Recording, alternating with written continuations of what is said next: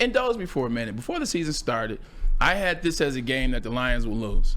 Keep in mind, I had them 13-4. By the way, still perfect. Yep. Still perfect right now. He's got every game I've got right every so game far, right Matt. so far. I had Seattle, and then I had the Ravens. But coming into this game, I just had this as one of the losses. I said, going out on the road, this could be about a game. They probably won about 3-4 in a row at this time. They'll lose this one. Now I'm not so sure because the Lions, in my estimation, are the better team.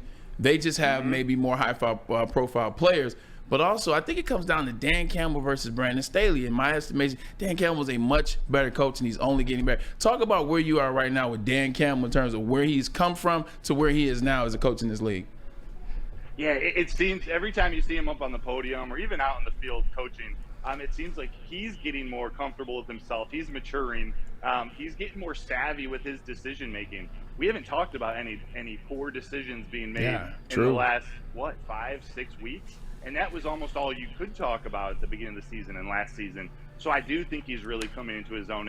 And this game really does kind of paint that picture of a coach in Brandon Staley on the other side who's kind of got the world against him. And he's got a really uphill battle to climb to maybe keep his job. Dan Campbell is the reverse. Like, he's on as upward of a trajectory as any coach in the league. And it's exciting to have someone like that in Detroit. And we heard Aaron Glenn and Ben Johnson talk yesterday in their press conference. And Aaron Glenn in particular was just talking about building this organization, being a part of a winning program, not just for 1 year, but actually being one of those teams that competes year in and year out, that you're upset at 9-8 when you don't make the playoffs because you expect to be in the playoffs every year.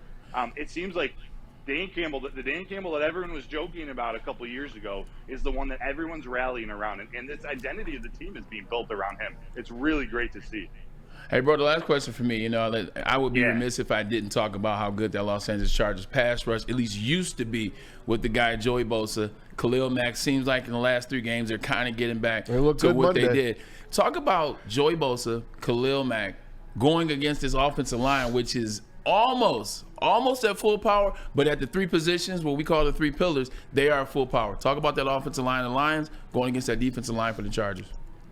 Yeah, and I got to revert back to Dan Campbell's press conference a couple days ago when this question came up, and he real quickly goes, we have a couple tackles of our own that we're pretty confident in. It is an awesome matchup. Penei Sewell versus Bosa, and then Taylor Decker versus Khalil Mack. Whichever side maybe they want to flip-flop, who knows? But it's strength on strength. And,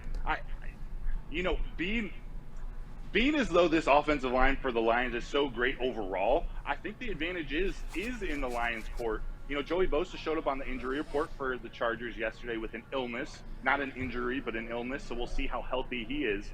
But you just think with him next to, Jonah Jackson's back right next to Taylor Decker. Graham Glasgow's going to be right next to Penei Sewell. Then you got Frank Ragnow, the stalwart of that offensive line in the middle.